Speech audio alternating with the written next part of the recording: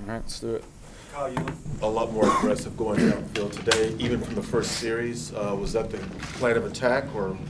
Yeah, we knew that their scheme and how they played offenses in the past, we knew we were going to have to take a lot of shots downfield today. And we knew that they're a defense that's not going to give you a lot of underneath stuff, and you've got to make those plays down the field. So going into the game, we knew that was going to be the plan, and I think we converted on a lot of them. I think there was still some we left out there, but we did convert on a lot of those deep shots. Toward the end of that first half, you had a run of 9 consecutive completions, starting with that one to Christian on the 4th and 2 down in the goal line area. Did you just kind of feel yourself getting into a bit of a groove there once you had that connection and got the ball rolling? Yeah, I think we just had a little momentum that drive. I think we started that drive on the 10-yard line, and that 4th down, or was it 4th down or 3rd down to Christian? Yeah, the touchdown pass. Yeah. Oh, the touchdown. Oh, I'm talking about the conversion. There was a 3rd down conversion to him, but we just had a lot of rhythm, and they're a team that's going to Rolodex their coverages. They're going to keep going to 2, going to 3, playing man. And I just felt like as an offense we were in a rhythm that drive. We understood what coverages they were running, and we got the ball out quick, which is huge for us. So, and that was a really big drive for us to end that 90-yard drive with a touchdown. Kyle, Ron talked about guys in the locker room before the game actually talking about how nice it was to be able to play at home after 5 weeks away. Was there a tangible energy you guys felt from the start? Yeah, 100%. I mean, that just the travel and everything is from London to the West Coast to bye week. People were going everywhere. I mean, it wears on you, man. And to be at home, be in front of your fans, be with your family, people around, it was awesome. It was really nice to play at home again. Kyle, there was some talk this week just about where Curtis and DJ were at this point in their development. Today, both those guys seem to come up with big plays for you time and time again. What can you say about the performance from those two today specifically? I mean, today specifically, obviously they played really well, and they made big plays downfield, especially that one to DJ on the left side. But, I mean, we've always known what we've had in Curtis and DJ and Jay Wright and Greg and Christian. We've known what we've had in them. People can say what they want, but we know what we've had in these receivers, and they stepped up big today like they have a lot of times in the past. So I think they're young receivers who are playing at a really high level, and they're continuing to get better and better at their craft. Coach talked about the sense of urgency for today, and sort of the 4th down touchdown to McCaffrey and the fake punt, sort of as examples of trying to keep momentum going and instilling that sense of urgency in you guys. How do those plays, I guess, instill that urgency and then also keep that momentum going when you needed it? I mean, those are game-changing plays. That 4th down, I mean, we could have easily just kicked a field goal there and chalked up for 3 points, but that 4th down play was huge to Christian to get that touchdown. It was a great call. It was schemed up perfectly. It was wide open. And then the fake punt, I mean, to not put it any other way, it was ballsy. And we got it. And we pushed that pile and we got it. And I think that sparked a little more momentum in us. And it's those plays that are the game-defining plays that, I mean, you make them or you're not. And those are the plays that win the game. So we made them today, and they were huge. On the 4th down play, what did you see? Ask Norv. Schemed it up great. He's been doing this a while. Jarius did a little bit of the work, I think, too, helping to clog. The stuff he does away from the ball, what do you see from him? It's huge. And Jarius doesn't get enough credit for what he does. Jarius has been in the league for 8, 9, 10 years. And, he hasn't been getting the ball as much lately, but he's a great receiver. He does all the little things, like you said, away from the ball, right? And he's, like we've always talked about with Jay, he's one of those reliable guys that on 3rd downs, on scrambles, on things where you need him, he's going to be there for you. And so Jay's always going to be a big part of our passing game. He knows that I'm going to keep coming to him no matter what.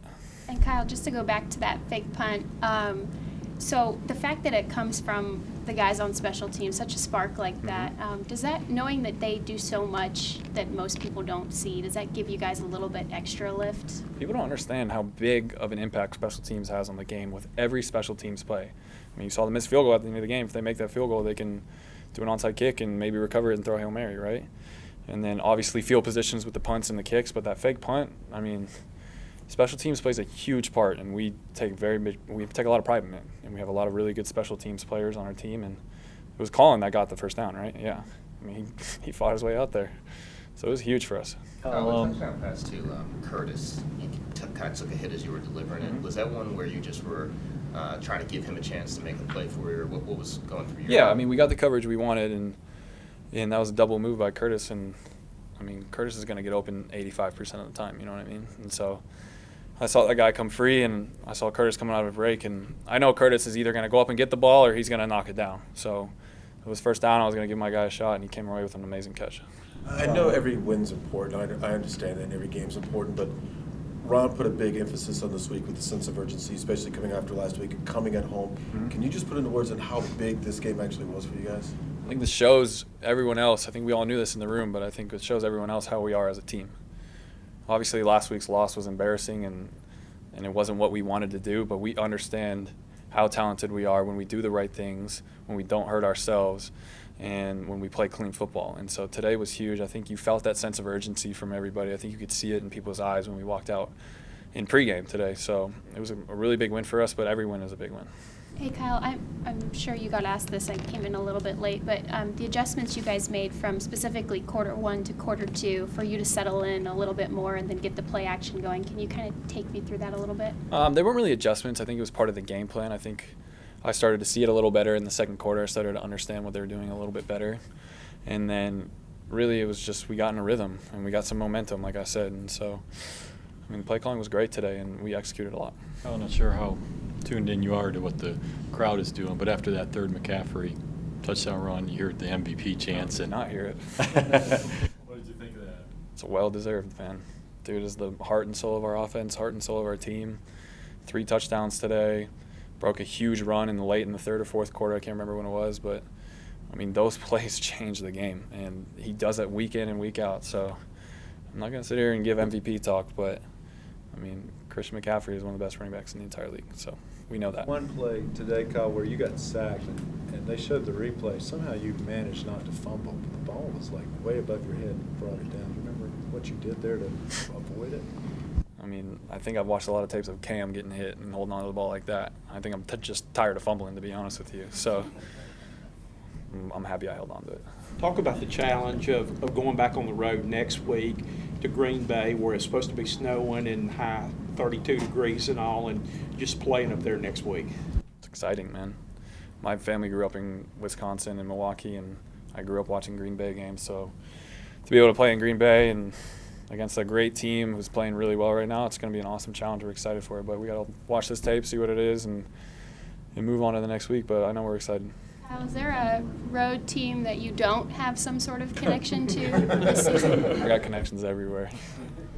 How much connections did you have with Cam this week? Did you see him much? Yeah, he was around a lot. It's like that. Like I tell you guys every week, he's always around. We're always talking. I mean, you can say a lot about Cam, but dude is the heart and soul of this team, just like Christian is, and he's a leader in this locker room. And he's there for me and Will, and he's there for this team as much as he can be. So we appreciate him. Thanks, Kyle. Thanks.